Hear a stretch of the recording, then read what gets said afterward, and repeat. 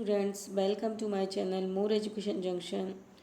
बच्चों, हम आज आप लोगों के लिए षष्ठः पाठः स्वामी विवेकानंद के बारे में बताएंगे। तो चलिए हम स्टार्ट करते हैं। और बच्चों, स्टार्ट करने से पहले यदि आप लोग मेरे चैनल पर नए हैं तो मेरे चैनल को सब्सक्राइब कर लीजिए ताकि आप लोगों को मेरे चैनल का नोटिफिकेशन मिलता रहे जो भी नेक्स्ट वीडियो मैं डालूँ। तो चलिए हम स्टार्ट करते हैं। स्वामी विवेकानंद, तो इसमें दिया गया है बहुजन हिताय बहुजन सुखाय इत्यमका रोलानस्थ स्वामी विवेकानन्दस्य बाल्यकालस्य न नरेन्द्रनाथ आसीत्। बहुजन हिताय बहुजन सुखाय, बहुत लोगों का हित और बहुत लोगों का सुख, इस कार्य में संलग्न, यहाँ पर मिसप्रिंट हो गया है बच्चों, तो आप लोग देख लेना कि संलग्न क्या लिखा हुआ है यहाँ पर। संलग्न, संलग्न का मतलब होता है लगे हुए, ठीक है। तो संलग्न स्वामी विवेकानंदस्य, स्वामी विवेकानंदस्य बालकालस्य, स्वामी विवेकानंद के बालकाल का नाम जो था वो क्या था? नरेंद्र नाथ। नाम नार की जगह क्या लिख लेना? नाम। चलिए, तस्य जन्मः जनवरी मासस्य 12 दिनाङ्के 1663 ख्रीस्ताब्दे कालान्तरे अभवत्। तस्य मातु नाम भुवनेश्वरी देवी। तो इसका देख लेते हैं। जनवरी मासस्य 12 दिनाङ्के 1863 ख्रीस्ताब्दे कोलकाता नगरे अभवत तस्य मातु नाम भुवनेश्वरी देवी। तो इनका जन्म कब हुआ था? 1863 में हुआ था और कोलकाता नगर में। तस्य मातु नाम भुवनेश्वरी देवी, और इनकी माता का नाम क्या था? भुवनेश्वरी देवी। तस्य पिता, इनके पिता जो थे, तस्य पिता विश्वनाथ दत्ता लब्ध प्रतिष्ठ अभिभाषका आसीत्, और इनके पिता ख्याति प्राप्त अभिभाषक वकील थे। नरेंद्रनाथः बालकालादेव संस्कृत अनुरागी, बालकाल के समय से संस्कृत प्रेमी, कुशाग्र बुद्धि, तेज बुद्धि वाले, मल्ल विद्यासु दिशु क्रीड़ासु पारंगता था और चा धार्मिक आसित। और यह बालकाल से संस्कृत प्रेमी थे, कुशाग्र बुद्धि वाले और मल्ल विद्या अर्थात कुश्ती के क्रीड़ा खेल में पारंगत और धार्मिक थे। चलिए, इसमें हम अनुवाद देख लेते हैं अच्छे से। तो आप इसको लिख भी सकते हैं। बहुत लोगों के हित के लिए, बहुत लोगों के सुख के लिए इस कार्य में लगे हुए स्वामी विवेकानंद का बचपन का नाम नरेंद्र नाथ था। उनका जन्म जनवरी महीने की 12 तारीख को 1863 ईस्वी में कोलकाता में हुआ। उनकी माता का नाम भुवनेश्वरी देवी तथा पिता विश्वनाथ दत्त ख्याति प्राप्त वकील थे। नेक्स्ट देख लेते हैं। नरेंद्र नाथ बचपन से ही संस्कृत के प्रेमी, तीव्र बुद्धि वाले, मल्ल या कुश्ती विद्या में आदि खेलों में निपुण या पारंगत और धार्मिक थे। आगे देख लेते हैं। तस्मिन् काले रामकृष्ण परमहंस अद्वितीय आध्यात्मिक ज्ञान पुंजस्य श्रोता आसीत्। तो उसी काल में, उसी समय में जब स्वामी विवेकानंद थे, रामकृष्ण परमहंस जो थे अद्वितीय आध्यात्मिक ज्ञान के पुंज स्रोत थे। तस्य प्रभावेण, उनके प्रभाव से प्रभावित होकर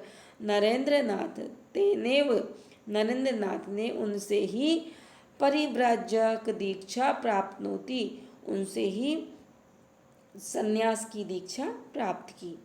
ठीक है, अब हम आगे देखते हैं। दीक्षान्तरं सः स्वामी विवेकानन्द इति नाम्ना प्रसिद्धो अभवत्।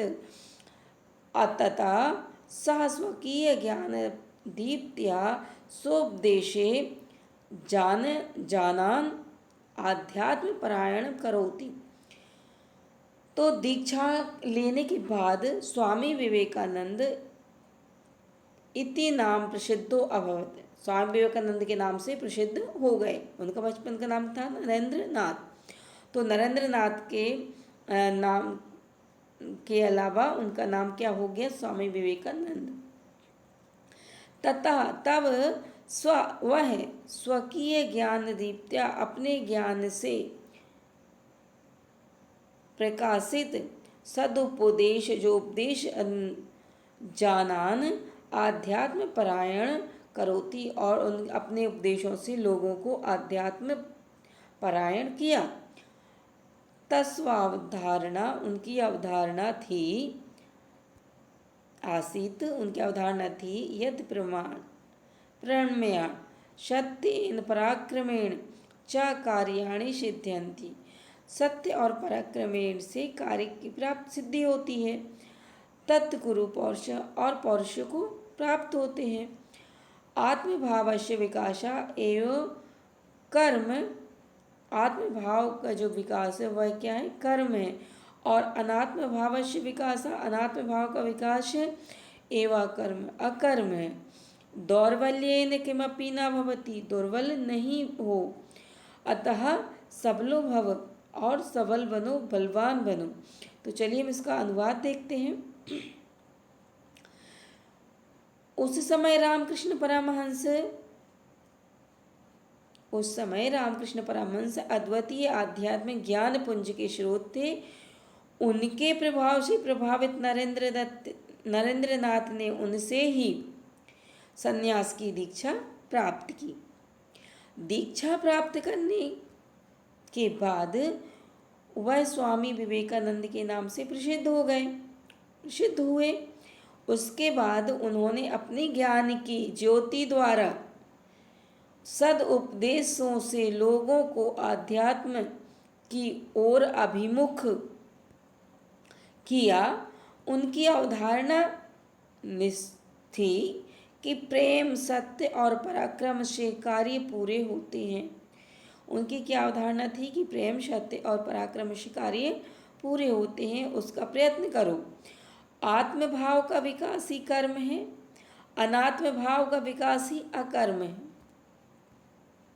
दुर्बल से कुछ भी नहीं होता, दुर्बलता से कुछ भी नहीं होता है, इसलिए बलवान हो। चलिए नेक्स्ट देख लेते हैं। जीवन इस्यार्थः उन्नति रस्ति उन्नति तात्पर्य हृदय स्योर्दार्यमास्ति, परोपकारा एव जीवन गति, स्वार्थ भाव एव मृत्यु, प्रेम भाव एव जीवनम, द्वेष भाव एव मृत्यु, प्रेम भाव एव भक्ति ज्ञानम, मुक्तिश्चास्ति, प्रेम बिना नेदम यदि दमुपासते। तो हम इसका अनुवाद देख लेते हैं बच्चों। जीवन अर्थ है, तो जीवन का अर्थ उन्नति रस्ति, जीवन का अर्थ क्या है? उन्नति। जीवन का अर्थ है उन्नति है। उन्नति का तात्पर्य हृदय का औदार्य, उदारता का गुण। परोपकार ही जीवन की गति है, चाल है। स्वार्थ ही मृत्यु है, प्रेम भाव ही स्वार्थ भाव मृत्यु है, प्रेम भाव ही जीवन है। द्वेष भाव ही मृत्यु है, प्रेम भाव ही भक्ति, ज्ञान और मुक्ति है। प्रेम के बिना वह नहीं है, प्रेम के बिना वह नहीं है। सर्वथा का मतलब होता है सदैव। दरिद्र नारायणों, गरीब सेवितव्यम, गरीबों की सेवा करनी चाहिए सदैव। यतो ही बुभुक्षिता, जो भूखे हैं, दीन है, उपेक्षित हैं, विकलांग मनुष्य हैं, दुर्बल एवं साक्षात ईश्वर, दुर्बल एवं यही लोग क्या हैं? साक्षात ईश्वर हैं। अतः एतेषाम उपासना एवं इनकी उपासना करो। इनकी उपासना करना मतलब ईश्वर की आराधना करना होता है। तो चलिए इसका हम उदाहरण अनुवाद देख लेते हैं। हमेशा दरिद्र नारायण की सेवा करनी चाहिए, क्योंकि भूखा, दीन, उपेक्षित, विकलांग, दुर्बल व्यक्ति ही साक्षात ईश्वर है। इसलिए ऐसे की उपासना ही ईश्वर की आराधना है। नेक्स्ट देखते हैं, चरित्र बलम धारयत। चरित्र बल को क्या करना चाहिए? धारण करना चाहिए। अनेनेव सर्वत्र विजयो भविष्यति।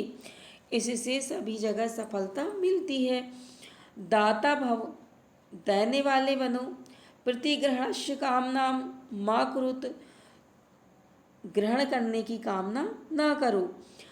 वसंत व लोकहितम चरत, वसंत के ऋतु के समान बनो।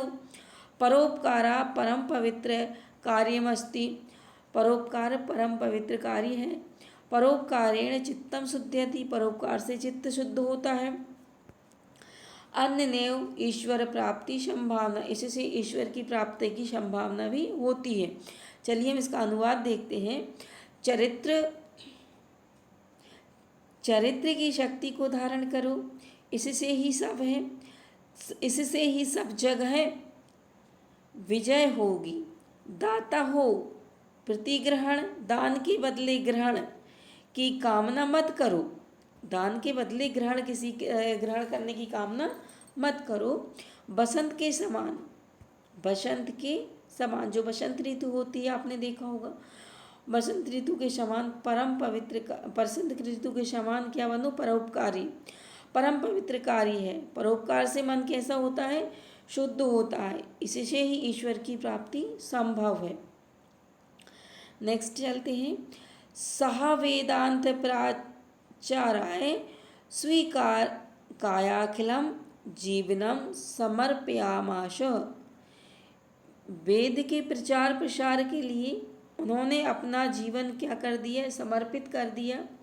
तेन हिंदू धर्म संस्कृत से प्रसारिते, उन्होंने हिंदू धर्म और संस्कृति को प्रसारित किया। सहा न केवलम परिचारक, उन्होंने केवल दीक्षा ही नहीं ली, अपितु परोपकारी, दाता, सेवक, लोक सेवक, महान देशभक्त आशित और महान देशभक्त भी थे। तो इस शिकागो नगरी विश्व धर्म सम्मेलने भारतस्य प्रतिनिधित्व अभवत्। शिकागो के नगर में विश्व सम्मेलन हुआ था। तो विश्व सम्मेलन सह उन्होंने भारत का प्रतिनिधित्व किया था। देश विदेशेषु, मतलब देश और विदेश में।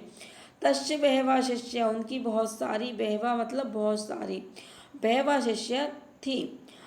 आंग्ल देशीय, अंग्रेजी या इंग्लैंड में जो कुमारी नोबल या अनंतर भगिनी निवेदिता इति नामना प्रसिद्धा तस्य प्रिया शिष्य अभवत्।